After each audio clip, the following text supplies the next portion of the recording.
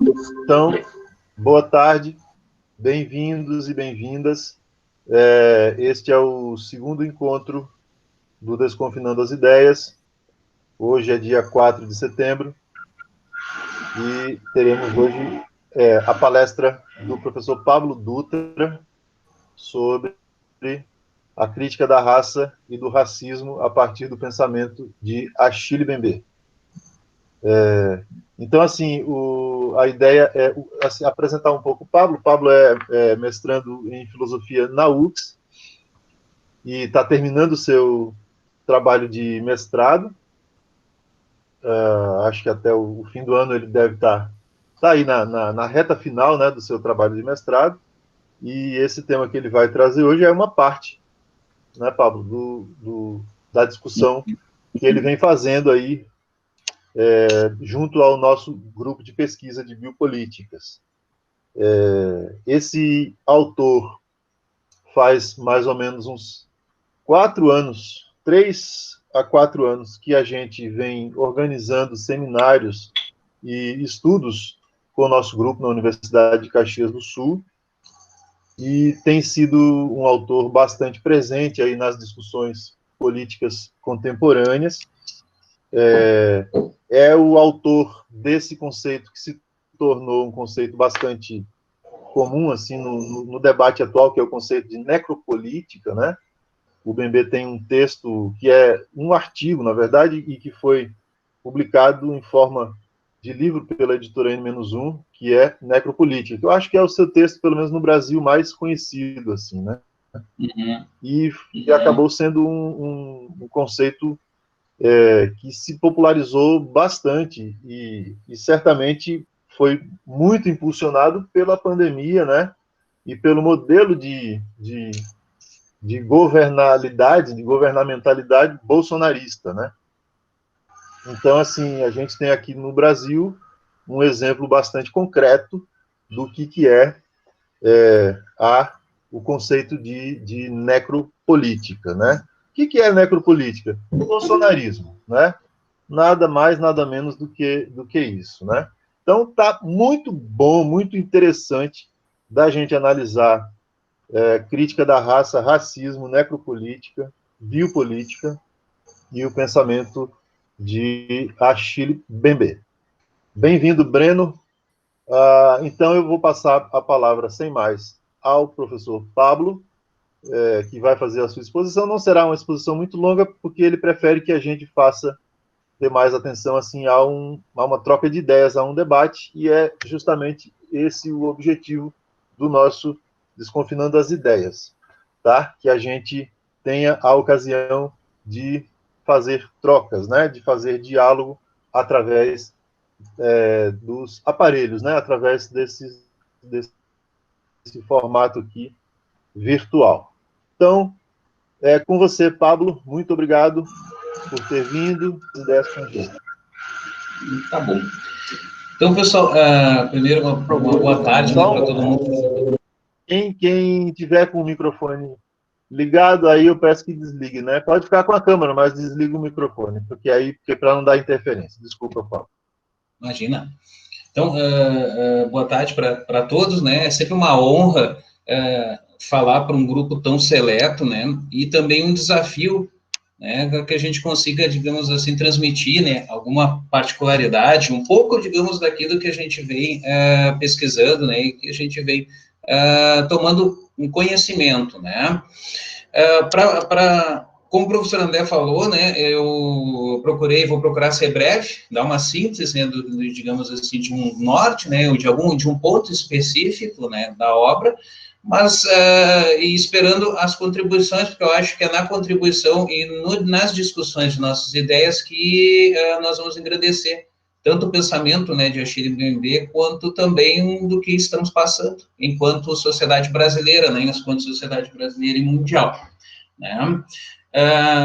Bom, o que eu gosto sempre de começar é da onde surgiu essa ideia, né? Então, o Achille Mbembe foi um autor que foi apresentado, né, nas aulas de mestrado, nas aulas do professor André, E logo no primeiro sentido, a gente começou a despertar, na primeira leitura, nessa leitura da contracapa, a gente começou a despertar que esse autor ele estaria falando alguma coisa a mais do que simplesmente uma crítica própria de raça, uma crítica própria de racismo. Então, o que começamos a fazer?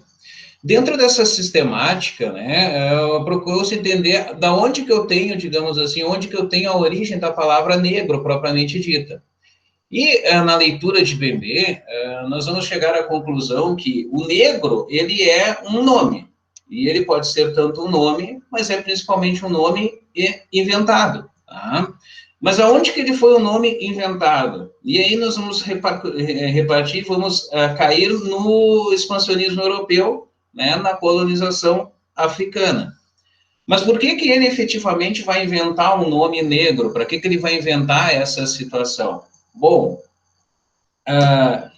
eu tenho uma condição em que o meu sistema capitalista ele tem que avançar. E ao mesmo tempo que ele tem que avançar, eu tenho que, digamos, expandir essas fronteiras. E onde que eu vou conseguir expandir essas fronteiras em nível de Europa? Eu vou conseguir expandir essas fronteiras em um outro, digamos assim, lugar, em uma outra espécie que eu não tenho, digamos assim, amarras enquanto civilização. Então, o continente europeu, ele está, digamos assim, de uma maneira civilizada, mas que ele não consegue, digamos assim, transpor as amarras e as crises, a primeira crise capitalista. Então, ele desloca esse sistema de produção, ele desloca, digamos, essa situação para a exploração de um outro continente. E qual o continente escolhido? O continente africano. Agora, para fazer isso funcionar, ou seja, para que eu consiga ter essa amarra, eu vou ter que criar uma forma de que eu não trate aquela pessoa, ou seja, aquele ouro que está do outro lado, como um ser humano. Porque se eu reconhecesse que no solo africano eu tinha seres humanos, eu não consigo fazer, digamos assim, a exploração e a comercialização efetiva que eu preciso para desenvolver o capitalismo. Ou seja, para o europeu, falando em linguagem bem coloquial, é muito mais interessante e o meu dinheiro rende muito mais se eu fizer o quê? Se eu explorar o tráfico escravo, ou seja, se eu explorar aquela outra face do mundo, do que eu, digamos assim, explorar as minhas faces industriais em solo europeu. Então, o que eu tenho que fazer? Eu tenho que criar um sistema, eu tenho que criar uma situação que eu vá determinar que aquela nova situação, aquele novo povo que está encontrado, ele não vai ser caracterizado como humano. Mas como é que eu faço isso? Cunhando uma nova formagem, ou seja, cunhando um novo exemplo e um novo nome. E aí nasce o negro no mundo como a gente conhecia, digamos, e como a gente conhece hoje. Tá? Então, essa alcunha do negro, ele simboliza uma situação mais complicada, por quê? Porque a transformação de uma fase de escravatura. Porque até descoberto, digamos, a origem do negro, nós temos a escravatura que poderia, digamos assim, ser ultrapassada. Quando eu digo ultrapassada, quando eu tenho uma escravidão forçada ou cunhada em uma dívida civil, se eu conseguir pagar a dívida civil, eu deixo de ser escravo. Se eu tenho, digamos assim, uma escravidão baseada no domínio dos povos, ou seja, em que um povo domina outro, eu consigo me rebelar e, ao mesmo tempo, eu consigo deixar de ser escravo. Só que a única forma, o único meio em que eu não consigo apagar a situação que me levou a ser escravo é através da cor. Então, através da cor da pele, foi a sistemática utilizada para quê? Para cunhar um novo conceito e cunhar uma situação de que eu tenho um cara que é semelhante, mas, ao mesmo tempo, não é considerado como um ser humano.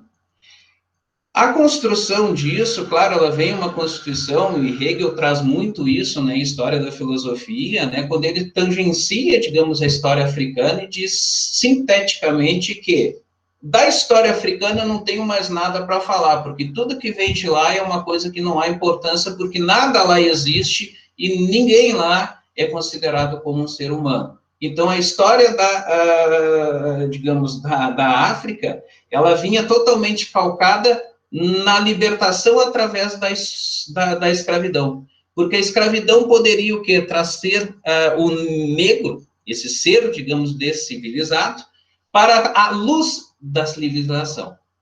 Então, a única forma, digamos, de um negro conseguir ser libertado, conseguir, digamos, vir para ser civilizado, era através da escravidão, do convívio com a luz branca.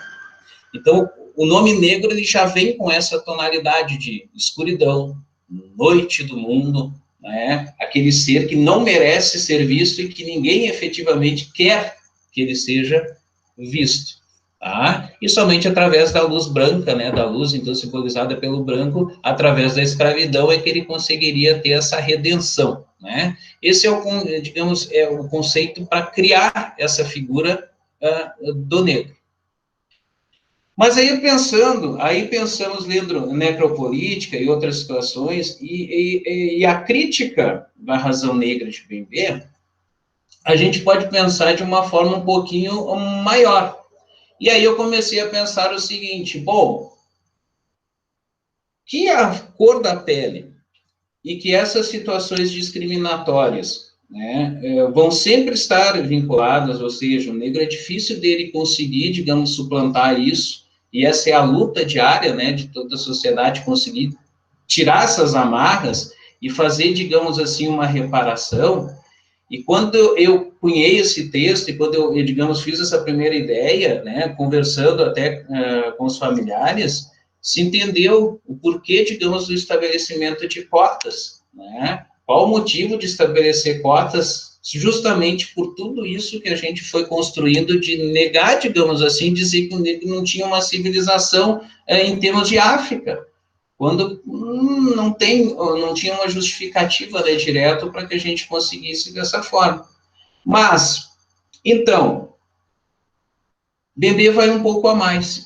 Ele extrapola e rompe com essas amarras e ele diz o seguinte, né? Ele consegue transformar que essa condição subalterna que hoje nós temos, ou que sempre foi relegada, digamos, pela cor da pele, não mais ela está simplesmente sentada no atributo cor da pele, e sim de uma condição, ou seja, de uma condição social ou de uma condição de consumo. Então, para onde a gente foi? Dentro dessa perspectiva, né, a crítica da razão negra informa que, na verdade, hoje, há um conceito de devir negro do mundo, né? Qual seria o devir negro, né, na humanidade? E ele utiliza muitas palavras de reparação, né, fazer uma reparação dentro desse contexto, e penso que a reparação e a crítica da razão, né, o devir negro, perdão, de Bembe, é justamente pensar nessas novas formas, ou seja, a sociedade hoje, como que ela se apresenta. E dentro da pandemia, ela veio de um ponto mais significativo, porque aqui me parece que nós já temos as condições de entender que hoje, não só a cor da pele transforma, digamos, as pessoas em não serem vistas em, entre parênteses, entre aspas, escravos modernos. Porque a gente teve uma gama toda de pessoas, ou uma gama toda de situações que são o que hoje relegadas ao que? Ao esquecimento do próprio Estado, mas não só do Estado, do esquecimento enquanto sociedade capitalista como um todo. Porque aquele que chega num ponto de não ter as características para se inserir dentro da sociedade, e que características seriam essas? Aquele que não tem a condição de o quê? De consumir os produtos, tá, selecionados pelo capitalismo, tá, pelo sistema capitalista, quem não se comporta, ou quem nem tem condições de manter a sua situação de consumo, está, digamos assim, habitando a cidade do colonizado de Fano. Porque a cidade do colonizado de Fano, ele vai dizer o quê? É uma cidade agachada, é uma cidade com medo, é uma cidade que não tem, digamos assim, estrutura, e que fica almejando estar na cidade do colonizador. Então, nesse ponto, né, eu penso que a crítica da razão negra vem estabelecer justamente isso. Qual seria o devir negro do mundo? Qual a crítica que eu posso fazer em termos da raça? Será que a raça está centrada hoje exatamente só na cor da pele? Ou ela vai além, mais do que a própria cor da pele, e sim colocada em uma atitude, digamos assim, social? Será que eu poderia, digamos assim, estar pensando em que eu teria, digamos assim, como é que eu vou entender esse ser humano no contexto de vida atual? Será que, digamos, eu vou conseguir romper essas amarras e vou efetivamente conseguir inserir e, digamos, ter uma humanidade como um todo, um mundo compartilhado, como também é escrito, né, nas linhas de BNB? Ou será que efetivamente eu não vou ter outra maneira do que pensar e do que estabelecer? Sim, há uma segregação maior, e essa segregação maior hoje, ela não visa somente os conceitos raciais clássicos, né, de cor da pele, sim de inserção. É como pensarmos, né, hoje, a gente tem os conceitos diretos que eu não tenho mais, eu tenho que determinar que eu sou um empreendedor, aquele empreendedor de si, em que eu não tenho que depender de ninguém, eu tenho que ser eu mesmo, e aí vendo isso, há umas situações interessantes em que eu tenho pessoas que não são, digamos, no meio, eu não estou, digamos, inserido nesse próprio meio, mas eu sou incentivado a ser um empreendedor. E aí, quando eu vou ser incentivado a um empreendedor, a gente cria, digamos, subterfúgios para que aquela pessoa, então, consiga pensar que está, digamos assim, inserida na sociedade, mas, ao mesmo tempo, a sociedade não quer que ela seja inserida ou não quer que ela esteja participando naquele momento. Para sintetizar, né, para eu não ficar só eu falando, tá, e perdermos esse espaço todo de precioso de troca de ideias, é como se nós pensássemos em termos de classes sociais A, B, C ou D. A gente nota que isso é uma classificação, novamente, uma classificação humana, mas ela é uma classificação que está amparada onde? Na quantidade de salários pertencentes às famílias, ou seja, uma renda per capita, se nós tratarmos dessa maneira.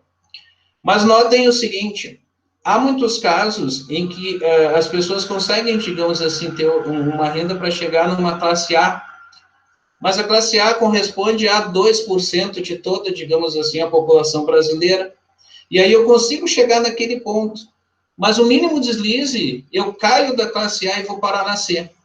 Que mínimo deslize é esse, senhores?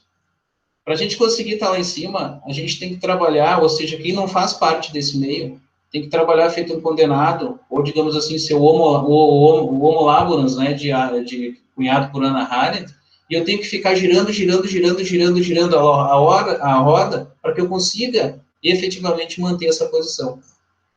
Mas eu não pertenço a essa classe. Por quê? Porque eu tenho que trabalhar muito para estar aqui, para me manter aqui. No mínimo deslize, o que acontece? Eu tenho uma redução salarial, eu tenho uma redução, eu perco o meu emprego, eu vou o quê? Eu caio para cá. Porque aqui que é o meu lugar. Eu não tenho o meu lugar garantido nessas classes. Então a gente nota que o nosso sistema, e aí falando do Brasil, ele é montado de forma quase estratificada, ou seja, aquele que vai ser classe C, ele vai ser classe C por um longo tempo. E ele pode mudar, ele muda. Se alguém da classe B sair de lá, ou se ele tiver que rodar a roda, e quando eu digo a roda, é trabalhar muito, e não ter, digamos assim, um conceito de lazer ou outras situações, para ele conseguir estar, digamos assim, nessa situação. Então, é estar no local que eu quero estar, mas que a sociedade não deseja que eu esteja aqui.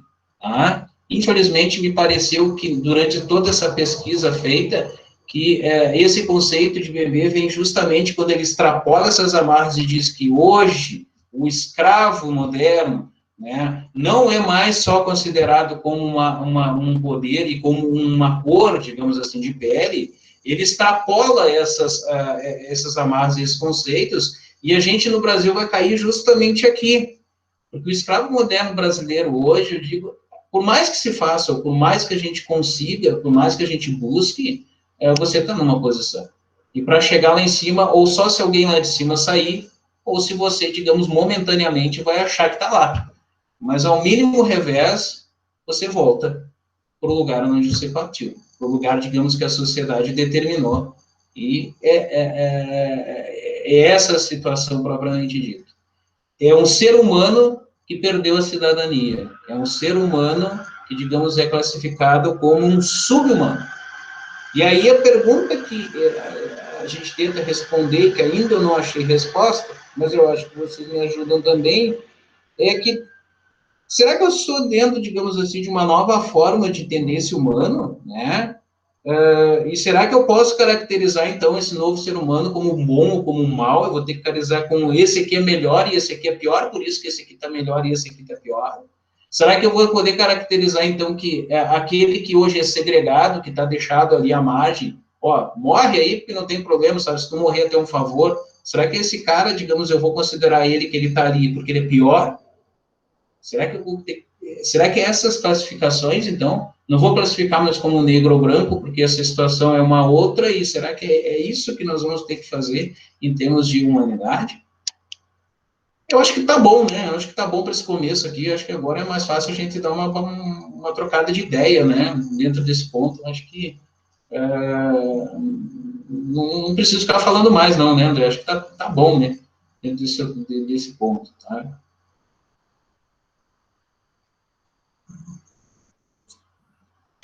Você que decide, você que é o dono hoje do encontro. É assim, ó, eu tô olhando todo mundo aqui, né? Do jeito que. Eu tô louco para que todo mundo dê uma opinião também dentro desse outro lado aqui. Então, para mim, tá ótimo, cara. Eu tô querendo conversar aqui direto e ver o pensamento de todo mundo acerca disso aqui, né? Acerca desse lado. Porque até pode pensar assim, né? Eu acho que você, na verdade, tem equivocado. Não é nada disso que você está pensando aí direto. Então, pelo menos, você consegue mexer. Eu acho que tá bom. Vou parar por aqui agora. Passo a palavra para ti de volta. Muito obrigado. Tá bom. Obrigado, Paulo. Eu acho que vou, então, pegar a bola para a gente poder jogar juntos, né? Para fazer diálogo, né?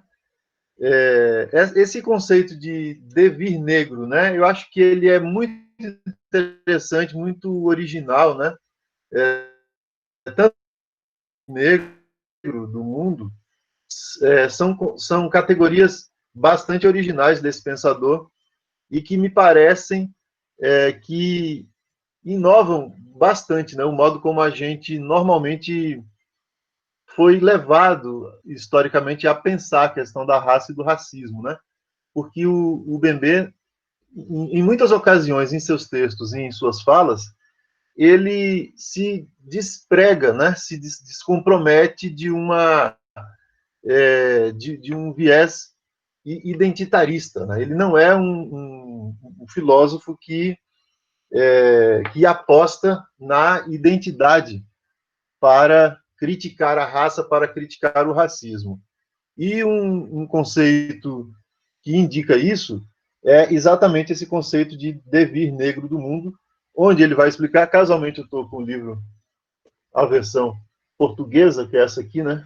No Brasil circula mais a versão da N-1, que é mais barata, né? Essa aqui, quando eu comprei, ainda não estava à venda, que é essa aí que o Breno está mostrando.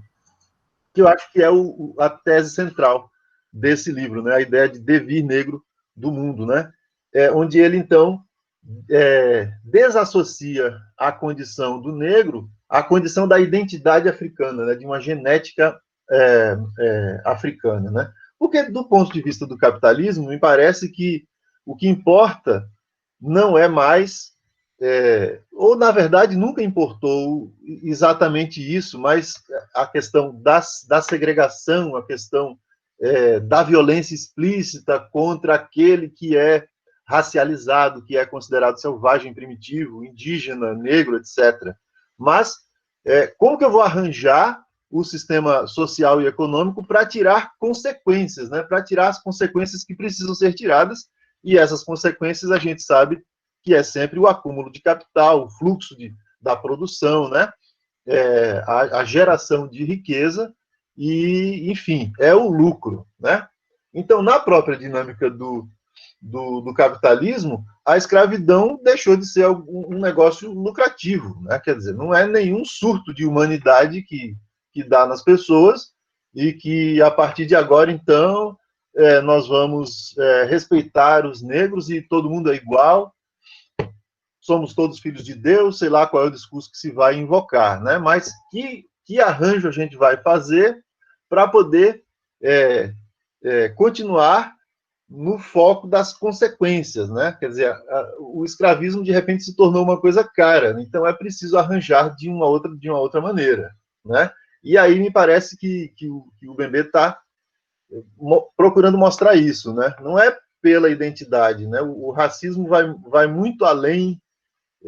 Na verdade, até nem começou exatamente com a caracterização do negro, do africano. Ele é anterior, né? A ideia de raça, quer dizer, o dispositivo da raça, ele vai servir para racializar não apenas o negro africano, como a gente sabe, né? Então, quer dizer, o judeu é racializado, o paquistanês é racializado, né? O indígena é racializado, né? Então, só que no Brasil, como a gente tem um racismo antinegro muito marcado, para a gente fica uma coisa assim muito normal pensar em racismo e movimento negro, né? Pensar em antirracismo, em crítica do racismo e negritude, movimentos da negritude. E aí chega esse filósofo camaronês, né?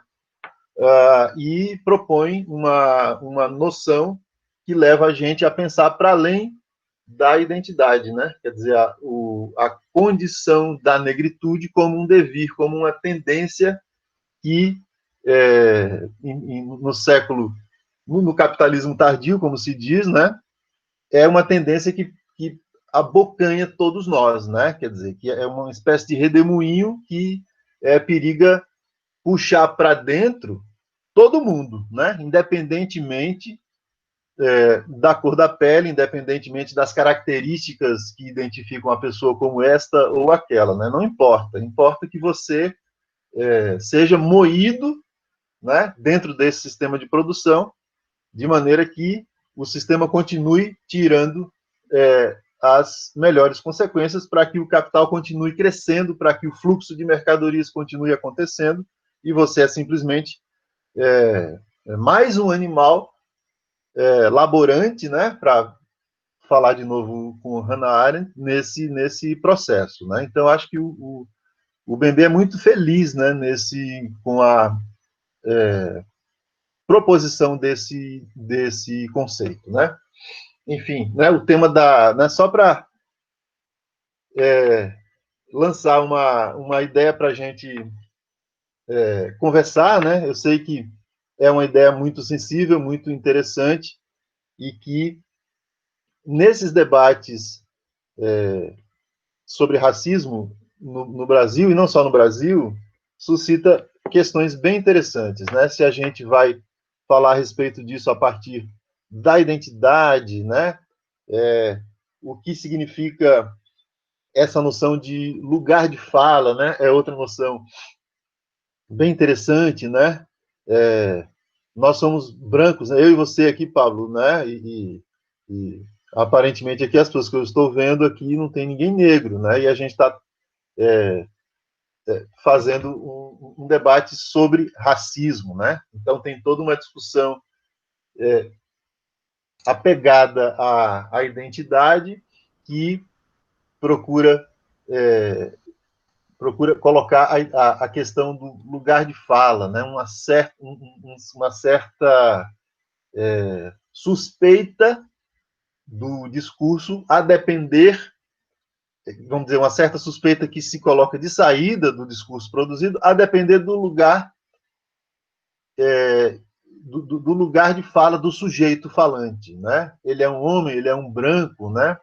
Então, tudo isso eu acho que são temas bem interessantes que a gente precisa colocar em discussão, né? Entender de onde parte, né, essas ideias, que consequências a gente tira se a gente pressupuser isso aí. E, mais uma vez, para voltar no filósofo da vez aqui que a gente está comentando, né, em que medida o Bembe desafia, né, essas ideias, em que medida ele leva esse debate além, né, dessa questão. Enfim, são ideias aqui que eu acho que tem a ver com o tema do Pablo, para a gente poder começar uma conversa. Passo a bola para você, Pablo, ou para quem quiser. Por André? favor, Dani. Pablo? Então, eu fiquei, te confesso, Pablo, muito desacomodada com o início da tua fala e com uma expressão, não sei se está dando para ouvir, que teve gente que foi para perto do microfone, que diz respeito ao negro como um nome inventado. E eu acho que aí tem pano para manga para você retomar e explicar um pouco mais a partir de Bembe, né? O que isso significa, embora o André tenha falado bastante, mas assim, essa colocação, e pensando já nessa questão do lugar de fala, e que aqui não temos nenhum negro para fazer um contra-argumento, ou fazer fazer qualquer tipo de colocação que seja de outra ordem, mas mesmo assim eu branca, né, que sou, como disse o André, me incomodei, porque é um nome inventado pelo branco. E tem toda uma questão histórica que eu acho que precisa também ser ampliada. Eu acho que você já deve ter trabalhado isso na dissertação e podia trazer um pouquinho para nós o porquê que esse branco se autoriza a fazer o que você disse, inventar o negro, sendo que o negro já existia, já estava ali há muito tempo antes, fazendo um monte de coisas e não pode ser desconsiderado desde o início, né? Então, nesse sentido, assim, que eu fiquei um pouco incomodada, mas provocada. Tenho trabalhado com a questão da biopolítica, racismo estrutural, o André sabe, feito alguns seminários sobre Foucault, eu organizo também, mas eu ainda não digeri essa ideia. Eu preciso que você me ajude a que ela desça um pouquinho mais suave, tá bom? Obrigada, Paulo. Tá bom, Dani, obrigado, tá, pela contribuição ali direto, tá? Esse conceito ali, eu vou pegar só um gancho, né, do André. Quando eu comecei, né, quando a gente começa a estruturar, e aí perguntava, e qual é o tema que você está tratando, né, o que você vai fazer em termos da dissertação? E quando eu disse que eu ia estudar um autor camaronês, né, direto, e estudar o racismo, veio justamente esse o discurso do lugar da fala, né? Pô, mas como é que você vai estudar o racismo? Você não sentiu na pele o racismo do outro lado? Eu disse, bom, se a gente começar desse jeito, de só poder estudar o racismo dessa maneira, a gente não vai evoluir nunca, né? Não vai ter jeito para fazer isso aqui, né? Agora, esse conceito, por exemplo, que o negro inventado, Dani, eu acho o seguinte, de repente eu posso ter me expressado um pouco mal, né, dentro desse outro lado, de dizer, é uma invenção, né, porque o branco é fácil inventar, né, o branco é fácil dizer, isso aqui é o negro que, não, digamos assim, tem essas características, né, não, ele não, é fácil fazer isso. Onde é que eu me baseei nessa situação, tá? Eu me baseei no capítulo, tá, de Bembe mesmo, que ele fala, e aí ele começa a cunhar, né, quais seriam, digamos, as consequências. Tá bom, o termo negro, o que é o termo negro? Né? Se a gente começar a pensar, o negro, quanto palavra, e aí ele começa a tecer várias conclusões, né, que o negro pode ser o quê? O negro, ele pode ser um nome. O negro, ele pode ser, digamos assim, uma cor, né? Negro pode ser várias situações, e daí que ele vai começando a fazer essa situação toda, e eu acho que ele constrói isso, né? Porque, evidente, né? Se nós olharmos a situação, né? Se a gente olhar, digamos assim, a própria história, né, do continente africano, e eu acho que me ajuda melhor ainda do que isso, a gente tem, digamos assim, um povo subdesenvolvido, né, que foi, digamos assim, foi o povo egípcio, e o povo africano, e ele é africano de cor de pele, né? E tanto que se a gente for ler, né, os autores, os filósofos africanos, eles vão dizer justamente o contrário, que essa origem da civilização, quem era escravo, quem trabalhava diferente na época egípcia, era justamente quem tinha cor de pele diferente, quem era branco, tinha olho azul, né, que vai cunhar essa história. Então, o termo negro, ele vem dentro dessa maneira, onde eu peguei, digamos, para dizer o termo inventado, tanto dos filósofos mais antigos, né, e quanto nesse conceito de Bembe, de tentar classificar o porquê que eu utilizei o nome negro. Porque o nome negro pode significar uma tríade de coisas, né, direta, e por isso se inventa, né. Então, eu acho que o termo correto também não é tanto inventar, né, direto, mas sim se classifica o negro, e principalmente vou usar a palavra de Bembe, o negro como se fosse o quê? A escuridão, a falta de luz, tá? Para tentar classificar, para tentar o quê? Justificar a exploração em termos de continente africano nessa nova forma de induzir o capitalismo. Então, eu vou, digamos, para uma situação que é o quê? Uma situação que é uma falta de luz. É uma situação que eu vou trazer uma cor, expressada em uma cor, para determinar que alguém não tenha, digamos assim, uma plena cidadania. Tá? Então, basicamente, essa a situação da invenção, né? A invenção do nome. É o trazer o nome para tentar se justificar essa situação, tá? De exploração. Mas, claro, é um nome inventado por aquele que é contrário, né? Aquele que, digamos, está vendo de fora, né? É o branco tentando fazer alguma situação, dando uma classificação para aquilo que ele vai querer utilizar. Foi isso que aconteceu, né? Eu vou te provocando aqui. Posso seguir, André? Qualquer coisa você me sinaliza. Pode.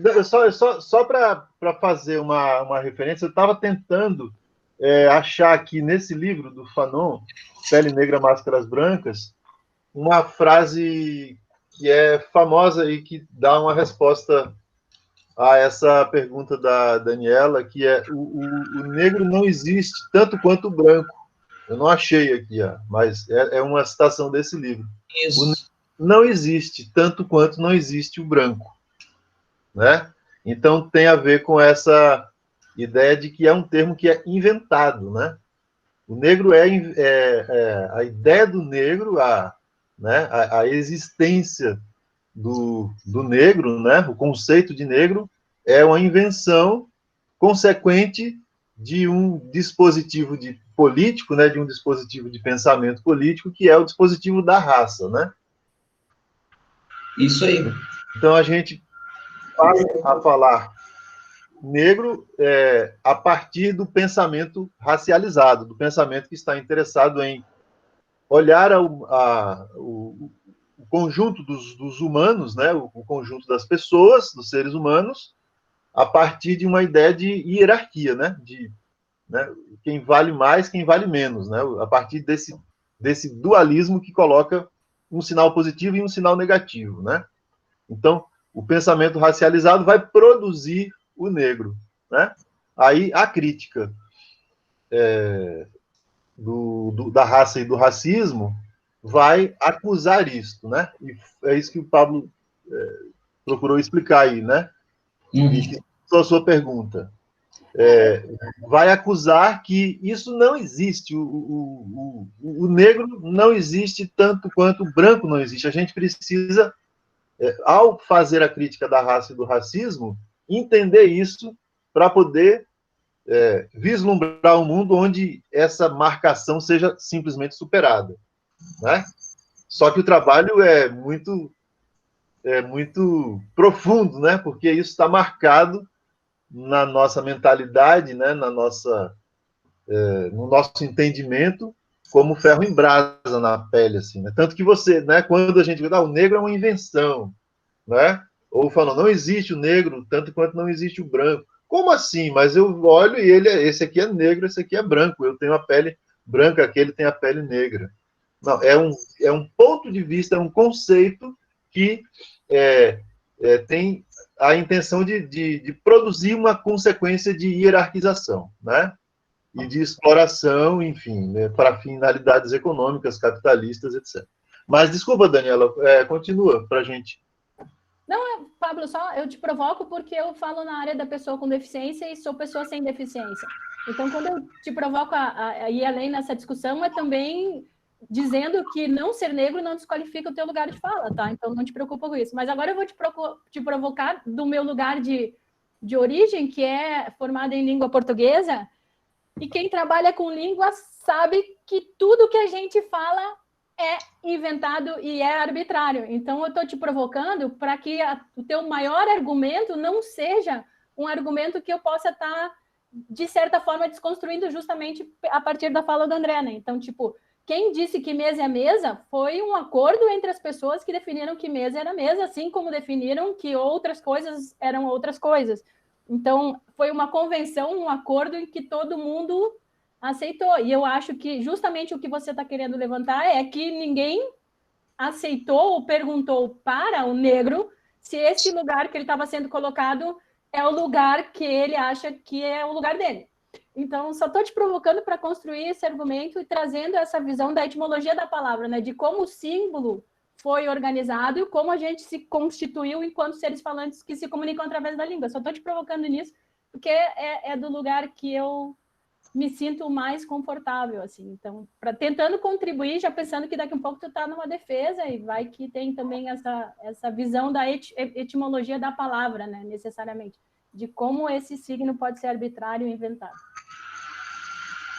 Perfeito, Leandro, obrigado, né, pela colocação. Sim, né, tem esse problema, né, a gente faz e tá bom, cunhou a imagem, né, cunhou a palavra, mas esqueceu de conversar com a outra parte da palavra que seria afetada, né. Será que realmente eu quero estar lá? Será que realmente era isso? Mas o conceito é bem como o André comentou, né, direto. Em Fano a gente vê isso, consegue, principalmente nesse livro, né, do Pele Negra, ele retrata bem isso, né, de tentar fazer uma forte hierarquização, tá? Obrigadão.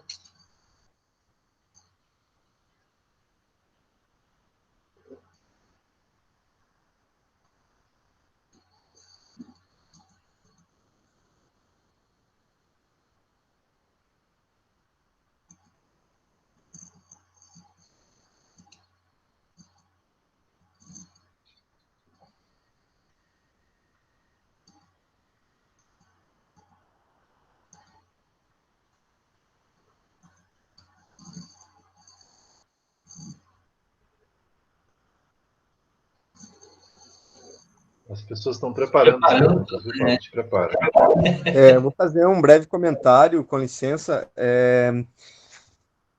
Até estava procurando ver se tinha alguma outra passagem. Assim, ontem eu tive aula com o André, até eu citei uma passagem, vou citar a mesma passagem, André, porque. Mas uma coisa que me parece interessante, não só nessa obra, mas no empoderamento negro que existe hoje em dia, e que é uma coisa que no século XX, assim, teve vários levantes, assim, né? Desde os Panteras Negras dos Estados Unidos, enfim, a forma como a cultura negra tomou as rédeas de muitas produções, assim, que muitas vezes até foram apropriadas, né?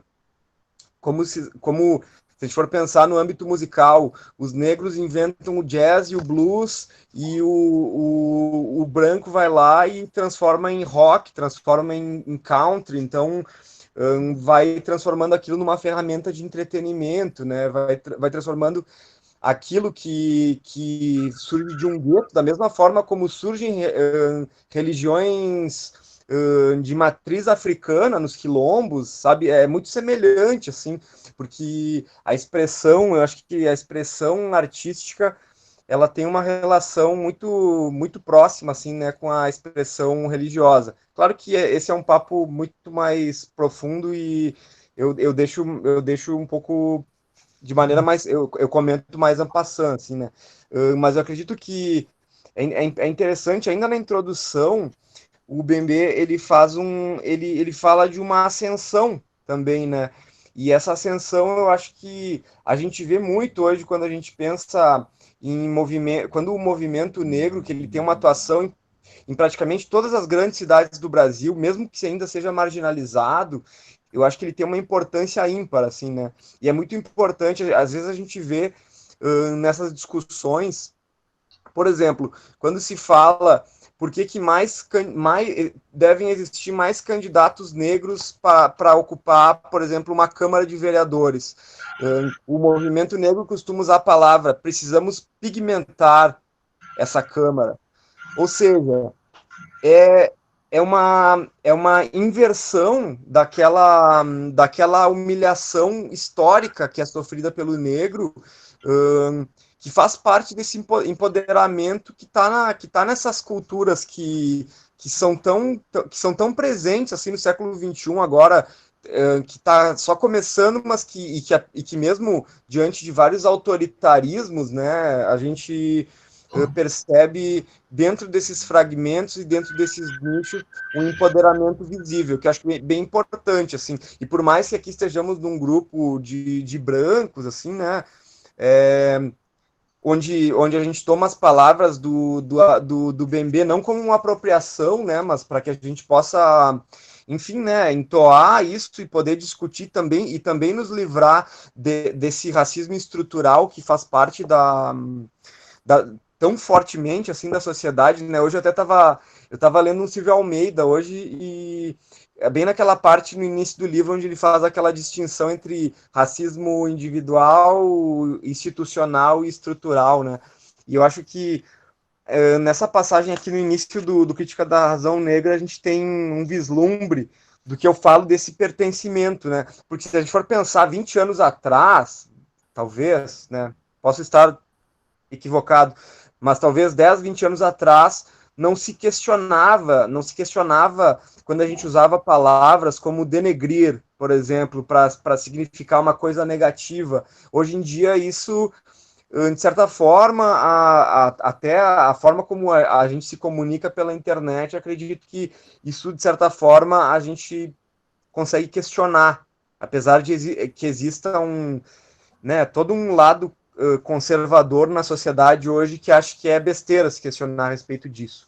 Mas agora eu vou fazer a leitura dessa pequena passagem aqui, que é no final da introdução do Crítica da Razão Negra, na qual ele contextualiza o negro após passar a situação de colonizado para uma possível redenção. Ele fala o seguinte: produto de um maquinário social e técnico indissociável do capitalismo, de sua emergência e globalização, esse termo, o negro, foi inventado para significar exclusão, embrutecimento e degradação, ou seja, um limite sempre conjurado e abominado. Humilhado e profundamente desonrado, o negro é, na ordem da modernidade, o único de todos os humanos cuja carne foi transformada em coisa e o espírito em mercadoria. A cripta viva do capital. Porém, esta é sua patente dualidade. Numa reviravolta espetacular, tornou-se o símbolo de um desejo consciente de vida, força pujante, flutuante e plástica, plenamente engajada no ato de criação e até mesmo no ato de viver em vários tempos e várias histórias simultaneamente. Sua capacidade de fascinação ou mesmo de alucinação não fez senão se multiplicar. Alguns nem sequer hesitaram em reconhecer no negro o limo da terra, o veio da vida, por meio do qual o sonho de uma humanidade reconciliada com a natureza, com a plenitude de criação, voltaria a ganhar cara, voz e movimento. Essa é uma passagem muito, muito bonita desse livro, e eu acredito que a partir disso a gente percebe que tudo aquilo que a gente está buscando criticar nas movimentações europeias nos últimos 5, 6 séculos é onde o negro está buscando o seu próprio resgate, né? Que é onde a gente está buscando uma desaceleração, que é muito difícil no capitalismo, quero dizer. Parece que o negro ele já tem a chave, né, para isso, e que está na sua raiz. Enfim, acho que foi esse o comentário. Desculpa me estender, pessoal. Não, muito bom, Breno. Muito bom. Pablo, a bola tem que rebater em você. Mas eu acho que sim, né? Pelo que o Breno, aí pelo que tu comentaste, essa passagem é muito interessante, e ela tá logo no início, né? O Bom do Bebê tem isso, né? Ele diz muita coisa no próprio início, né? A gente já consegue tirar muitas situações, né? Direto. E eu acho que sim, tá, Breno? Eu acho que geralmente é isso, e eu acho que o final aqui, né, onde eu estava chegando, é justamente esse contraponto, né? É poder utilizar o quê? É utilizar aquilo que o negro já tem, né? Que ele já tinha, digamos, nessa situação, e aí é desacelerar mesmo, né? Vamos usar esse termo também, né? De romper com essas amarras, né, do capitalismo em si, né, dessa estrutura toda que foi montada, né, que, digamos assim, ele foi vítima.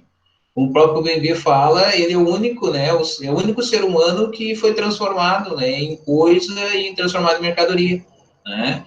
Então, mas ele não queria ser, né, nunca quis, não teve esse ponto. Então, eu acho que sim, né, eu acho que aqui é justamente isso. A redenção, digamos assim, é olhar, mas não olhar, digamos assim, o que é daqui para frente, assim, o que era ele, né? O que era esse ser, né? O que ele digamos assim, tinha. E eu acho que a resposta também pode estar por aí, né? Pode estar não querer transformar ele de novo, né? Em si, digamos assim, ver o que efetivamente ele não precisaria nem ter sido transformado, né? Eu acho que aqui que tal digamos, uma chave, né, para essa situação. Não querer transformar ele de novo, né? Não sei se poderíamos pensar dessa forma, né? De repente, vou tentar aqui, vamos tentar transformar Não, eu acho que a gente tem que tirar essas amarras, né, e dizer que no branco não existe, no negro não existe também, e cada um tem a sua característica. Acho que é por aí, né? Talvez a gente pudesse... Tempo... Talvez a gente pudesse tirar... Eu acho que a gente tenta discutir isso meio que, por vezes, assim, remarcando isso que a gente quer desconstruir, né? Porque justamente é muito difícil, né?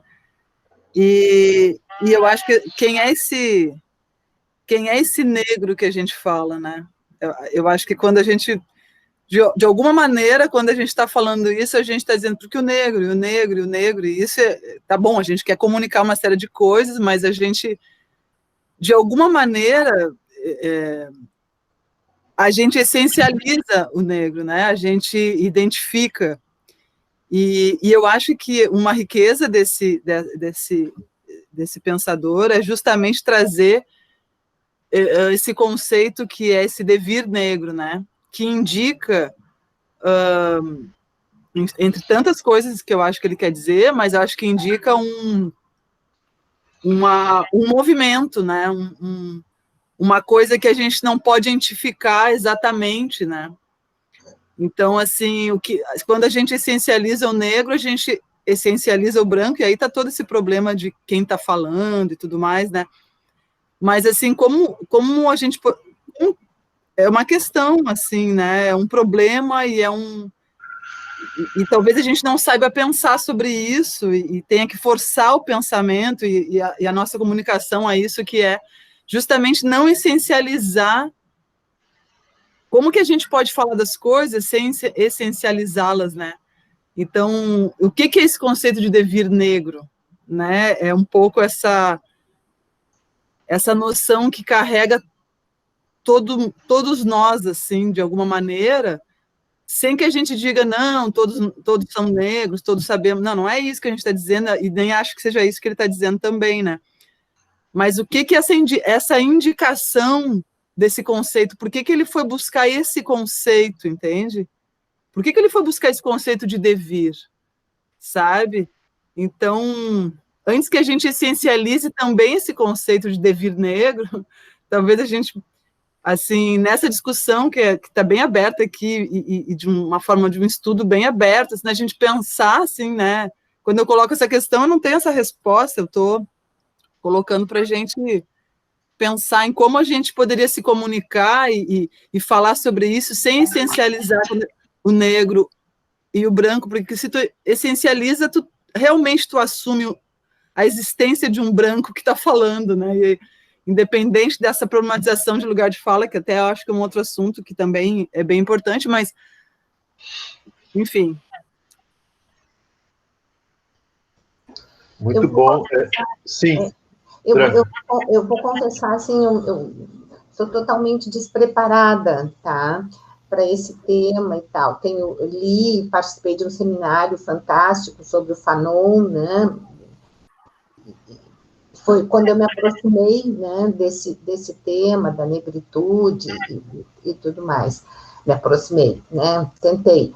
Mas, assim, eu já ouvi críticas, eu acho que foi o Krenak, o Ailton Krenak, a esse devir negro, tá?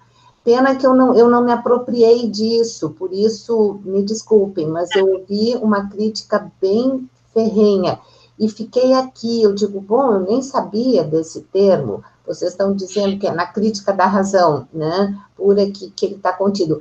Eu não me agrada. Na crítica da razão negra. Da razão negra, tá, desculpa. Eu tenho o livro Cultura Axilar, como diz um irmão meu. Por enquanto ele está aqui, ainda não li, né? Debaixo da axila. Mas, enfim, se alguém tiver, não é, então, souber alguma coisa a esse respeito, se for pertinente, eu acho que seria legal a gente poder. Eu, particularmente, não gosto desse termo, tá?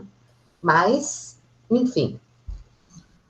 É que, assim, pegando um pouco o gancho da Ana, se trata, viu, Branca, de provocar aquilo que o Silvio Almeida e um autor que ele muito recomenda que a gente leia, que é o Assad Haider, né, que é um norte-americano, a armadilha da identidade, né? Quer dizer, a gente precisa vislumbrar uma forma de debate, uma forma de discurso, né, de avançar no debate, no discurso, né, passar para uma situação diferente, vamos dizer assim, pós-racial, pós-racialismo, né, precisamos enfrentar o problema que é a identidade. Por quê? Porque a identidade nos aprisiona, né?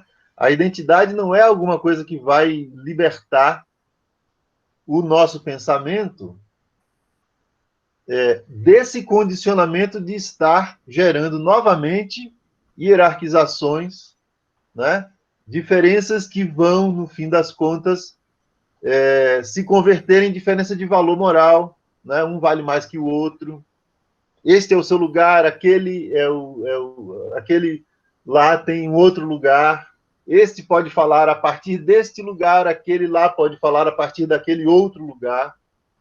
Então, me parece que o devir negro do mundo, a proposição, a provocação do filósofo camaronês aí do Bembe, vai nessa direção, né? E ele não está sozinho absolutamente, né? O próprio aqui no Brasil, Silvio Almeida, esse norte-americano, tem muitos movimentos aí bastante atuais. O próprio Francis Fanon, nos anos 50, né, já está escrevendo: não existe o negro tanto quanto não existe o branco, né?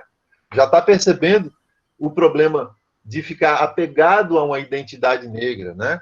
Ele faz muita crítica ao movimento da negritude, né? Que, no entanto, foi um movimento muito importante lá dos escritores das colônias francesas, né? Nos anos 30, lá na França, né? O movimento da negritude, criaram revista, e era alguma coisa que tinha essa marca identitária, né? Então, ao mesmo tempo, a grande verdade é essa, e talvez a tua incomodação. Eu estou só tentando te dar uma resposta, né? Porque nos incomoda sempre bastante, é sempre alguma coisa que nos incomoda o fato de que a gente não tem negros presentes, não tem representatividade negra, né? Novamente vem eleições e novamente vem o pessoal do movimento negro falar que a esquerda não abre, não vamos nem falar do campo da direita, né? Que enfim, mais conservador, mas assim, para o movimento antirracial, ele tem mais acolhida no campo da esquerda. E na esquerda, os partidos não abrem mão, assim, sabe, das posições de sempre, né? E não vão aparecer novamente candidatos majoritários negros. A representatividade negra é sempre minoritária, né? Então, e aí nós estamos novamente no campo da identidade, né? Quer dizer, mas aí para falar isso e para chegar a esse nível de compreensão do problema, eu preciso assumir a identidade. Novamente a questão da armadilha da identidade. E só que, ao mesmo tempo, esse pensador está dizendo, bom, para avançar, a gente precisa enfrentar a armadilha da identidade, propor conceitos, formas de articular o pensamento que decidam ir além disso, né? Então, me parece que a ideia de um devir negro, né, de uma indicação de uma tendência, né, que vai além da identificação genética, essa é a intenção, né? É a gente buscar se desamarrar dessa cadeia, né, identitária, né? E acho que no Brasil isso é uma questão muito delicada e, ao mesmo tempo, é uma questão que suscita bastante debate, né? Tem muita crítica do conceito de lugar de fala. Volta e meia surge mais um artigo detonando o conceito de lugar de fala, porque é um conceito que precisa ser colocado de uma forma assim muito paciente, né? A intelectual assim mais conhecida que aborda isso no Brasil é a Djamila Ribeiro, que faz um trabalho sensacional, maravilhoso, né? Um trabalho midiático e editorial, né? O livro do Silvio Almeida, Racismo Estrutural, pertence a uma coleção que a Djamila Ribeiro coordena, né? E é Feminismos Plurais. E ela, volta e meia, tem que aparecer para defender. Não, o que eu queria dizer era isso, não é um conceito, o lugar de fala não é uma questão de... né? Então, é um conceito muito delicado, que a gente entende a intenção dele, mas ele novamente nos amarra, né? Nos amarra ao terreno da identidade, à cadeia da identidade, né? De maneira que ele vai funcionar assim: se eu sou branco, eu tenho que falar como branco, né? Se eu sou negro, eu tenho que falar como negro. Então, quer dizer, isso pressupõe que um branco só pode falar assuntos de branco, um homem só pode falar assuntos de homem, uma mulher só pode falar assuntos de mulher, e um negro tem que estar obrigatoriamente em seu lugar de fala abordando a questão da negritude, né? Eu acho que isso é uma cilada, né? É um conceito que precisa ser colocado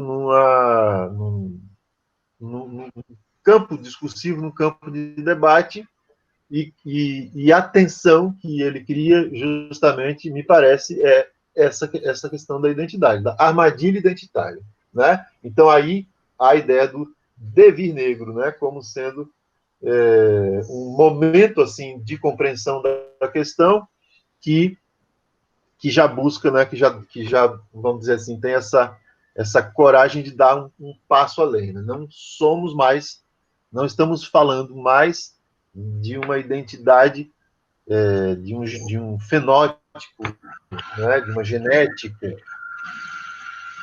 africana, né? Mas de uma questão que pertence à história da modernidade, à história do capitalismo, e que, para a gente compreender o capitalismo do século XXI, é preciso levar em conta essa história e o que sobrou dessa história, né? Quer dizer, os explorados hoje não são os escravizados, entre aspas, né? Os explorados não são apenas os negros, né? Há um devir negro, há uma tendência da condição humana no século XXI de incorporar esse destino negro, vamos dizer assim, né? No fluxo voraz, interminável, né? De crescimento do capital nessa fase de financiarização, né? Que mói a vida de todo mundo em função de uma produção, de uma produtividade que não pode parar, né? Me parece que a grande contribuição do Crítica da Razão Negra vai nessa direção. Então, esse é o ponto. Não sei se eu te ajudei na compreensão, Branca. O microfone. André, não. Na boa. É que eu acho que eu precisaria estudar, viu? Né? Eu precisaria... o Eduardo Passos, né, é um psicólogo da Federal Fluminense, ele fala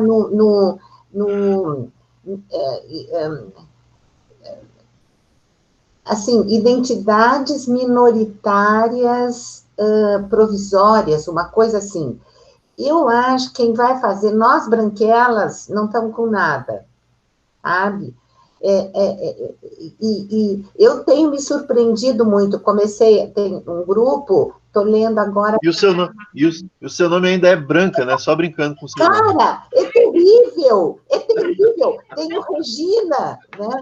Mas, olha, eu nem, nesse seminário, ainda bem que eu não tive que dizer o meu nome em nenhum momento, porque eu cheguei meio... foi a prof que me concedeu lá, não é que eu participasse, foi ali no pós da URGS. Foi magnífico, um privilégio. Mas onde é que eu estava? Assim, a Conceição Evaristo, eu comecei ontem no grupo de leitura, com o grupo Olhos d'Água. Gente, é uma coisa maravilhosa, viu? Eu sugiro, posso até passar para vocês, André, para a Ana, fiquei com o PDF, tá? É maravilhoso, né? Então, o que esse povo passa, é indescritível, sabe? E eu me sinto assim, como é que eu vou? Completamente desautorizada para falar qualquer coisa, né? E por isso eu estou aqui acompanhando vocês, não é? Para ver se... Porque essa coisa de não ter pessoas nas eleições, não vai ter, gente. Não vai ter. E não é assim, porque isso aí é uma caminhada. Não vai ter gente no Zafari, o Zafari não quer, não é que entrem pessoas de cor, as lojas não querem, os shoppings não querem, tá? E a nossa sociedade, o racismo está aí, está dado. Não vai ter. Agora, a Manuela Dávila, o vice da Manuela, me parece que... Da Manuela, não, desculpa, do PSOL, adoro, a Fernanda. O vice parece que é um cara, né, é um negro, né, é uma liderança, inclusive. Bom, mas é isso, viu, André? A questão não é com a questão é com a minha ignorância mesmo, sabe? E nesse grupo que eu disse da URGS, a maioria eram negros, porque foi uma disciplina que foi opcional, não é? E a maioria ali, os brancos nesse grupo, eram uma meia dúzia. E quem dominou o seminário de Fanon eram eles que traziam, tinha gente da história, da geografia, da psicologia, de vários, não é? Do direito, né? Foi impressionante, né? O conhecimento que eles trouxeram ali. Eu me senti assim,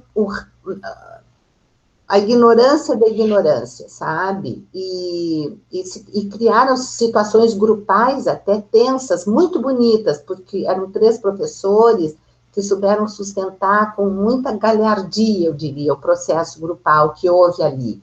Mas foi necessário, foi perfeito, viu? Foram 6 meses, né, desse trabalho. Mas, enfim, só para dizer assim que esse pessoal conhece muito, viu? Eram vários representantes ali de várias fontes, né, de negritude, que vem estudando isso há muito tempo. Tá? Bom, mas é isso, também não quero me alongar. Muito obrigada, André e Pablo. Sem dúvida, eu entendo a tua incomodação, né? Nós branquelas não sabemos nada. Assim, você usou uma figura assim que, né? Vamos dizer assim, coloca a gente no nosso lugar. Mas eu ainda quero insistir, assim, né? Porque assim, eu tenho para mim que quem escreve um livro, né? Francis Fanon, Achille Mbembe, Silvio Almeida, eles querem mais que as pessoas leiam esse livro, né? Aí esse livro dá de cair no colo de um professor de filosofia, que é branco, apesar de que tem, como todo brasileiro, sangue africano, né? Se é para falar de genética, enfim, minha bisavó era negra, bastante negro na minha família, assim, de antepassados, né? Não tem quem não tenha isso no Brasil, né? Correndo sangue nas suas veias, mas assim, a minha pele é branca, vamos dizer, né? Mas então dá de cair na minha mão e de suscitar o meu interesse enquanto pesquisador, enquanto filósofo, né? E dá de eu ter a ideia de abordar esse autor, esses temas, em meus seminários, em minhas aulas. E dá de um cara que tem, né, uma característica, olho verde, a pele branca, característica assim de descendentes europeus, né, que é o Pablo, pegar o tema para ele e querer estudá-lo, entende? Sinceramente, eu não posso acreditar que se o Silvio Almeida, se o Bembe, né, o Fanon estivesse vivo, soubesse disso, eles iriam dizer, não, vocês branquelas não podem estudar porque vocês são brancos e vocês não têm condições de entender o nosso discurso. Eu me recuso a aceitar isso, né? Não, porque de fato isso não iria acontecer, né? Quer dizer, os livros são pensadores existem para falar livremente, os livros existem para serem lidos, né? Sem nenhum condicionamento prévio, né? Então essa acho que é a questão, né? Quer dizer, a gente precisa, se a gente certamente sabe menos sobre racismo, né? Ou sabemos do lado de quem na história sempre muito mais praticou do que sofreu, isso não deveria nos isentar da responsabilidade, muito pelo contrário, de estudar isso, né? De colocar isso como tema, né? Então esse é o meu ponto, sabe? Como pesquisador, como filósofo, né? Por mais que eu não vá me autorizar assim no ambiente onde exista aí uma representatividade negra, enfim, uma história muito mais longa, quer dizer, de um cacife, de um know-how muito maior do que o meu, evidentemente que é o caso de calar e de escutar, né? Agora, eu creio que, e aí a seleção que a gente tem feito de autores negros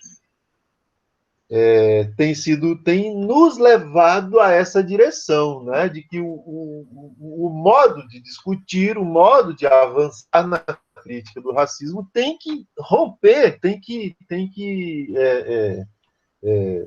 desamarrar da identidade, né? Não pode ser um condicionamento que diga se você é branco, você não pode falar sobre isso, você só pode falar se você é negro, né? Isso é um equívoco. Isso é um equívoco. Agora, ao mesmo tempo, nós estamos como assujeitados, né, por macropolíticas, né, por estruturas, paradigmas políticos, a esses esquemas, né? Então, existe uma institucionalidade, né, que organiza nossas vidas. Existe uma estruturalidade social que organiza o modo como as coisas são, né? E o racismo está aí antes mesmo da gente perceber, né? Quer dizer, a estrutura é de tal forma que, sem que sejamos particularmente, né, racistas, né? Discriminatórios, discriminantes, mas nós estamos sempre em situações onde majoritariamente vai haver brancos, né? Onde, né, para a gente encontrar mais negro, a gente vai ter que ir para um movimento social, para uma escola de periferia, né? Para lugares mais afastados do centro, né? Da centralidade, né? Da cena, digamos, mais valorosa, mais importante, mais imponente, né, da sociedade. Ali onde é que estão os negros? Não estão nas salas de aula das universidades, né? Claro que nos últimos anos isso mudou bastante em função das cotas, mas há uma estrutura, né, na sociedade brasileira, nas sociedades racistas em geral, que vai cuidar de colocar cada um no seu lugar, né? Cada um no seu quadrado, como se diz, né? Então, o racismo é estrutural. Essa é a tese do Silvio Almeida, né? E compreender isso, né, ao ler o livro do Silvio, e todos esses outros aí, mas o do Silvio eu acho que seria uma leitura que eu recomendaria para todo mundo, assim, né? Para quem quer se introduzir nesse tema, o racismo estrutural do Silvio Almeida. É muito interessante no sentido da gente se alfabetizar de uma forma muito atual, muito filosófica, né? que entra pela sociologia, pelo direito, né, pelo debate das constitucionalidades, né, de como que as leis foram se formando, né, nos períodos históricos, de maneira a estruturar, né, a questão do racismo.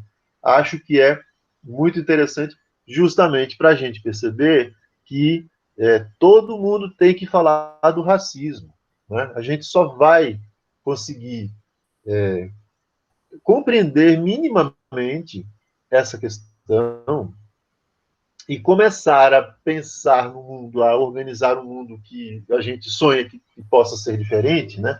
Pós-racial, se todo mundo pega junto, sabe? Aí eu não abro mão, sabe? Eu posso levar a pedrada e, não, você é um branco, não pode falar. Não, eu vou continuar falando. Eu vou continuar falando, né? Porque acho que é um assunto que não pode, quer dizer, você segmentá-lo e deixar ele condicionado a um determinado regime de identidade é uma forma de neutralizá-lo. É uma forma muito eficiente de neutralizá-lo, né? De tornar ele um discurso segmentado, que pertence a um nicho, quando, na verdade, o Silvio está dizendo, não, ele é estrutural, ele estrutura tudo. Tem chats aqui rolando. Gente, desculpa, eu não estou dando bola aqui para os chats. A Ana se retirou. André. Oi, Branca. Não, eu te agradeço. Eu acho que sim, sem dúvida, viu? A vocês todos, né? Eu acho que tem. Falemos a respeito, né? Falemos a respeito, né? Só o fato apareceu agora há pouquinho aqui no chat, né? Que não se falava sobre isso, né? Não se falava. Exatamente. Segredo. Exatamente. É um segredo. Eu achei aqui o que o professor... Pauline colocou aqui, há pouco tempo essas questões não eram discutidas, não eram evitadas. Isso, né? Eram negadas, né? Silenciadas, negacionismo. Não, né? Isso não é atributo do Bolsonaro, não. Né? Não. Isso vem, né? Long time, né? Então, é isso. André, e todo mundo, eu localizei aqui o que eu queria dizer antes, movimentos minoritários identitários, né? Que são esses movimentos todos, né? Enfim, de gênero, de raça, de credos que andam por aí, né? E que são necessários, sim, né? Para fomentarem a discussão, né? Que até então silenciada, negada, moralizada, né? Moralismo. Perfeito. Tem um comentário da Dani aqui, que eu vou ler aqui para vocês. Lembrei desse trecho sobre o devir. Aí ela faz uma citação de Mattioli. Todas as percepções sensíveis, julga Parmênides, fornecem apenas ilusões. E sua ilusão principal é justamente que elas nos fazem crer que também o não ser é, e também o devir tem um ser. Toda aquela pluralidade e aquele colorido do mundo conhecido pela experiência, a mudança de suas qualidades, a ordem em sua ascensão e declínio, é impiedosamente descartada. Em O Devir e o Lugar da Filosofia, alguns aspectos da recepção e da crítica. Muito obrigado, Dani, pelo seu post. Passo a bola aí para o Pablo ou para quem quiser falar. Posso só justificar a inserção, André? É porque como por favor. Você é culpado, você sabe disso, porque eu não sou da filosofia, estou me aproximando dessas discussões de uma forma também de leiga, tá, Branca? Não... Mas a gente vai trazendo outras leituras, e eu acho que isso é bem bacana. Então, já fiquei bem maluca para escrever um texto com o Pablo a partir da provocação inicial. E aí, talvez esse texto e algumas citações do Mattioli possam nos permitir um diálogo entre áreas, que eu acho que é bem legal, e essa proposta desses eventos às sextas que o André está trazendo não são fechadas para estudantes ou professores de filosofia, são abertas, né? E eu acho que a riqueza está nesse diálogo dos diferentes, senão seria contraditória a própria discussão sobre o racismo estrutural, né? Então, para que a gente está discutindo isso se só determinadas pessoas têm liberdade ou têm competência para fazer essas falas? Não, a gente faz as falas, podemos ter algum erro conceitual nos nossos argumentos aqui, mas aí é na escuta do outro atenta que a gente pode ir qualificando esse discurso. Eu acho que o Mbembe, ele provoca isso na gente, a fala do Pablo provocou em mim, depois eu pego o teu contato, mas eu acho que tem um samba legal, assim. E aí, André, já podia fazer um encontro inusitado, né? Entre os caras, tipo Nietzsche e Mbembe, você já imaginou os dois se encontrando virtualmente para discutir? Exato. Então aí a gente traz a crítica da razão Exatamente. e a crítica da razão negra, mas como se eles estivessem conversando. Dá um artigo bem bacana, assim. Eu acho que vale a pena investir nesses diálogos trans e interdisciplinares, né? Com certeza, né? Com certeza. É uma riqueza muito grande de referências, né? Que tem nesse autor aí, né? No Crítica. E principalmente, assim, ele não faz... O que é interessante no Mbembe é que ele não faz... não faz diferenciação. Quer dizer, ele cita tanto o Foucault, Agamben, Hannah Arendt, né? Esses autores, assim, dessa linha biopolítica, né, de análise biopolítica, ele está sempre citando. A gente encontra muitas referências a Deleuze, Guattari, mas também a gente vai conhecer todo um povo aí de literatos, de filósofos, de poetas, de dramaturgos africanos, martinicanos, né? De colônias sul-americanos, brasileiros, enfim, pessoas que normalmente que estão escrevendo coisas magníficas, maravilhosas, há muito tempo, e que um procedimento colonialista, né, um procedimento segmentado, discriminatório, né, da nossa academia, impede que a gente conheça. Simples, e inclusive editorial, entende? Esses livros não chegam, né? Não chegavam até então, e agora estão chegando. Né? É uma quantidade, são coleções que começam a surgir aí de editoras acadêmicas tradicionais, por exemplo, a editora Vozes, né?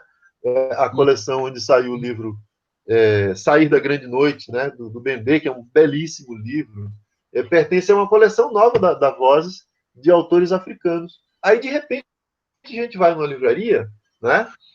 Onde a gente estava acostumado a encontrar os filósofos brancos, europeus e homens, né, em geral, e começa a encontrar filósofos negros, filósofos africanos, né, que são catedráticos, que são, né, professores de universidades de destaque aí pelo mundo, e que simplesmente não chegava até então, né, não chegava. Então, eu acho que é nesse momento que a gente está, né, o filósofo ele é um sujeito que serve para isso, né, para ficar atento ao que se escreve, ao que se tem pensado, né, dos temas, tem que sentar, tem que ler aquilo, tem que organizar seminários, tem que escrever a respeito e tem que disseminar essas ideias. É isso que a gente está fazendo, né? É isso que a gente está fazendo. Então, eu sinceramente acho que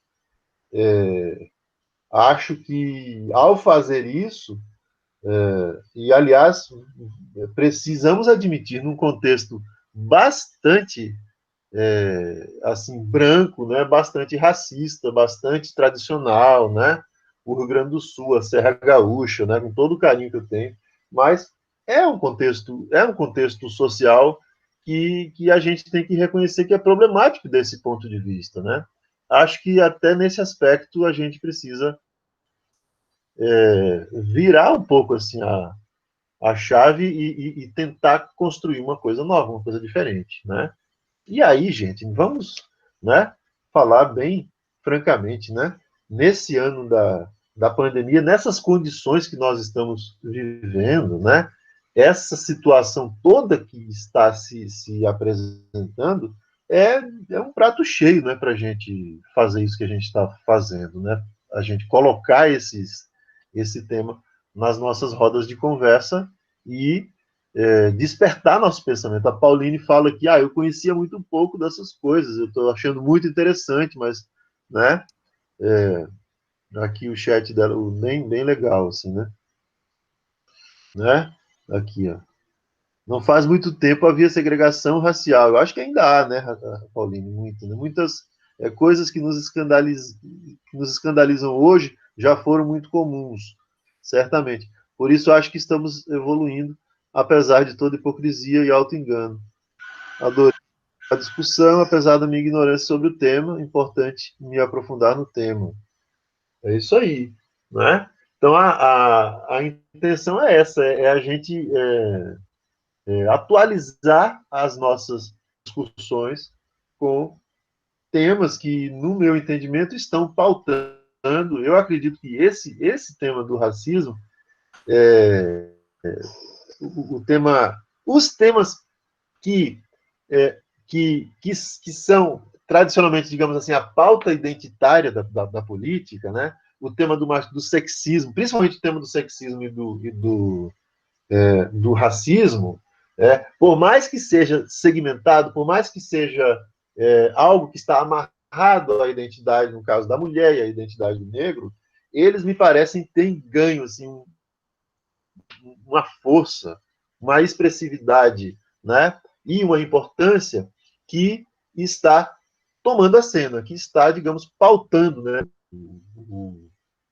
o debate político no Brasil de 2020 e daqui para frente, né? Eu não sei se vocês estão tendo essa impressão, mas acompanhando, é claro que a gente sempre acompanha dentro de bolhas, né?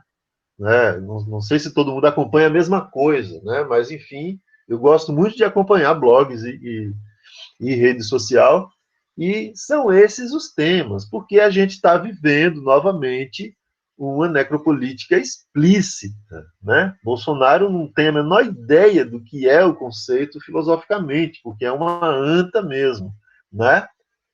É um sujeito assim ignorante. Mas assim, o seu governo é um governo necropolítico. Então não tem como a gente não ver isso, gente. Não tem como a gente não ao querer discutir política, ao querer se politizar, né? Esse é um momento de uma nova onda de politização, eu tenho insistido bastante nesse ponto, não tem como a gente não assumir esse tema, né? Do nosso lugar mesmo, né? Falando e escutando, né? Reconhecendo nossas limitações, mas, sobretudo, com uma disposição de conhecer, né? Quem são essas pessoas? Eu preciso conhecer, né? Preciso conhecer o Silvio Almeida, o Achille Mbembe, o Francis Fanon, né?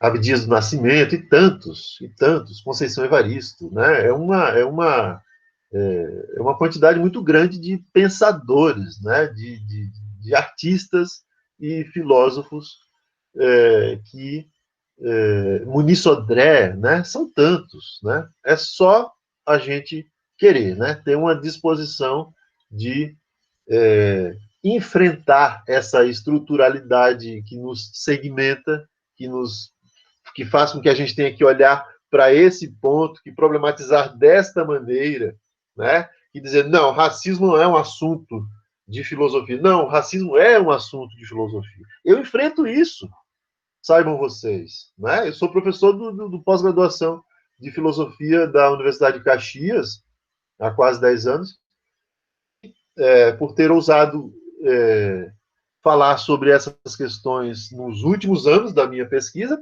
tenho enfrentado de colegas assim, não, isso aí não, né? De colegas que insistem numa pegada assim mais tradicional, né? Assim, mais, digamos assim, apegada aos cânones europeus, dizer, não, isso é um tema de sociologia, isso é um tema de antropologia, no máximo de história, mas não de filosofia, né? Não perde tempo com isso e você não vai para lugar nenhum, né? E viu, quer dizer, né? Essa resistência para a gente entender como essa estruturação apontado aí pelo Almeida nos pega, entende? Né? Nós estamos sempre dentro de instituições e de estruturas que vão moldar o nosso pensamento, vão moldar a nossa prática e, no fim das contas, vão dar uma determinada cara para a nossa sociedade. Ela é uma sociedade racista, né? Nós somos uma sociedade racista. E vamos ver quem é que está morrendo, né? Todos os dias nas UTIs ou em casa, porque sequer teve a chance de conseguir um leito na UTI em função da crise da Covid-19, né? Tem cor, gente, tem cor e tem classe social. É pobre, é preto e pobre, né?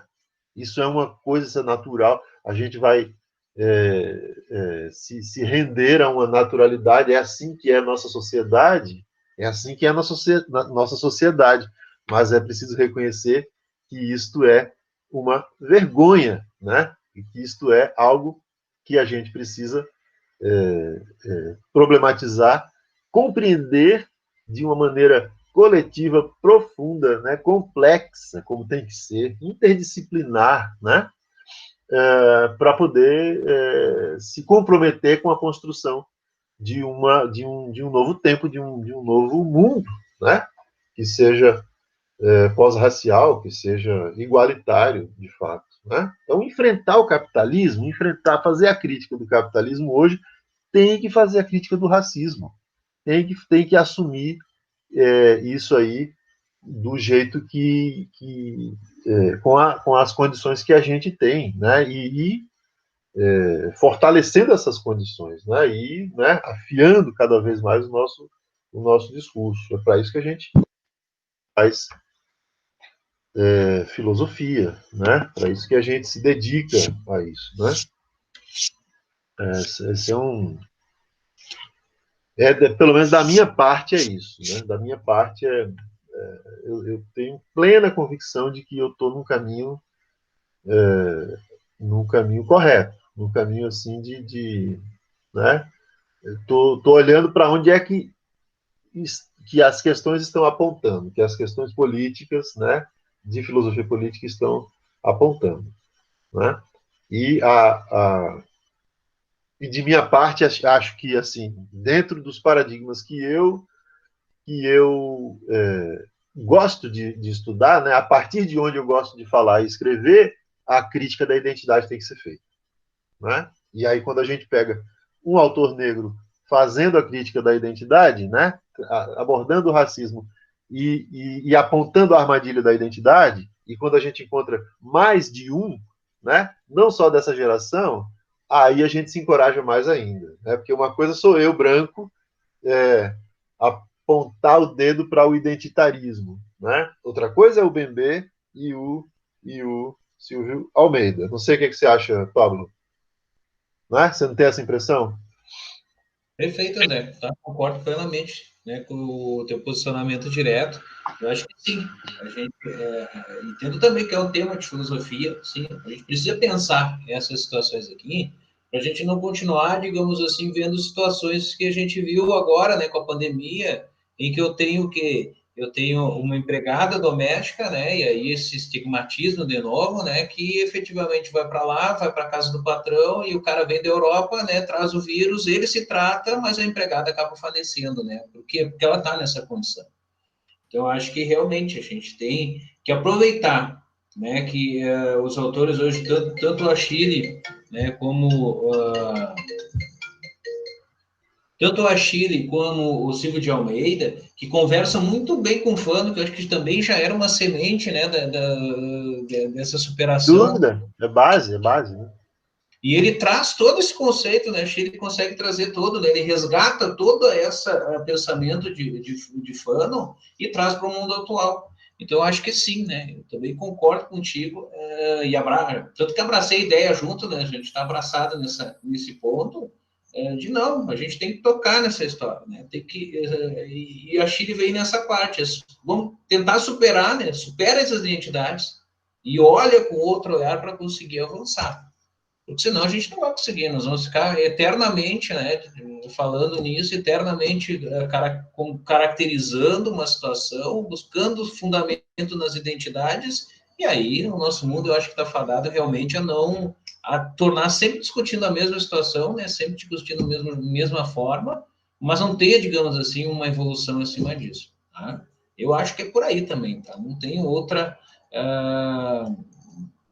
outro pensamento. Acho que é mais do que importante e agora sim, né? Urge mais ainda essa situação. Né?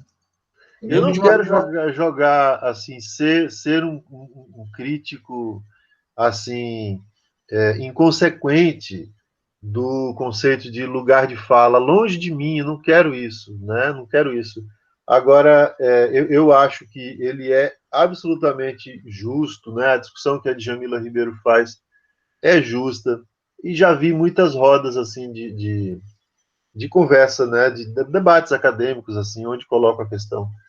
E sou convencido de que esse conceito ele tem que ser acolhido com muita delicadeza, com muita atenção, né, com muita paciência. Agora, a gente não pode recusar o lugar da crítica também. Então, quando eu faço aqui, levanto assim, esses autores para a gente abordar o problema da identidade, eu acho que é uma obrigação, é um dever de ofício, né, do filósofo. Mas se a gente está num momento onde a gente precisa, e acho que vamos ainda precisar por muito tempo, garantir lugares de fala, né, quer dizer, falar na questão do lugar de fala,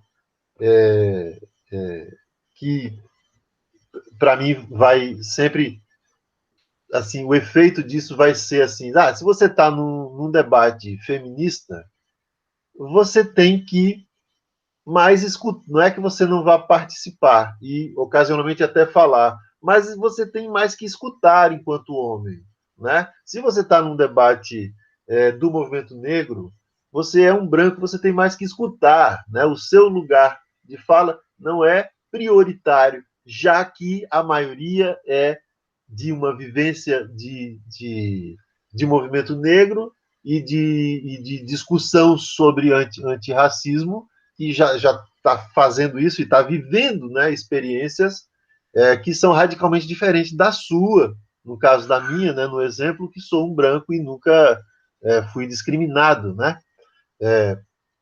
em função da cor da minha pele, né? André? Agora, só um pouco, Dani. Agora, eu quero ter o direito de colocar essas questões, porque eu quero pensar no mundo, projetar um mundo, né, um desenho do mundo, onde eu veja modelos negros e negras representando a beleza, né, o corpo belo, o corpo esteticamente belo. Eu quero ver apresentadores de TV negros e negras. Eu quero ver professores universitários negros e negras. Eu quero ir para um hospital e procurar médicos, encontrar médicos negros, né? Eu não quero ver somente negros de fala que vão falar assuntos de negro. Porque o grande perigo desse conceito de lugar de fala é isso, é restringir, né? Ao mesmo tempo ele permite, mas ele restringe. Esse é o dilema da identidade, né? Você é branco, você só pode falar coisa de branco. Não, coisa de branco. Não. Você é negro, você só pode falar coisas que têm a ver com raça, com racismo, com questão racial. Aí eu acho que é um problema. Aí o vínculo identitário, ele mostra os limites, né? Os limites a que ele sempre chega, né? E é esse o ponto do Devir Negro, essa crítica do Bendê e do Devir Negro, essa sugestão de oferecer esse conceito de devir, né? Para a gente avançar, né? Para a gente ir além. Fala, Dani, eu tô que nem uma traca aqui falando. Vocês precisam me interromper. Não, mas era só para... A gente já conversou isso quando você veio falar no grupo de pesquisa, e eu falei de 2 africanos brancos que vivem esse racismo estrutural ao contrário, porque por serem de África, quem não os conhece espera que cheguem negros, altos, fortes, e um é loiro de olhos verdes, que é o Miyakoto, e o outro é o José Eduardo Algalusa, que escrevem sobre a história de África, um é moçambicano, o outro é angolano, quer dizer, e eles dizem sempre que eles precisam também garantir esse lugar de fala enquanto africanos, já que a gente acha que na África todos, né, tem um imaginário social aí, todos devem ser negros, e é assim que a ordem se coloca. Então, é interessante esse debate que você trouxe, André, de lugar de fala, que às vezes a gente precisa, ao contrário, justificar. E esses são dois grandes exemplos de escritores e que lutam por todas as questões de África e se colocam nesse lugar de brancos africanos, né? Interessante, e tem relatos deles do Água Luz e do Mia Couto sobre racismo, né, com ele.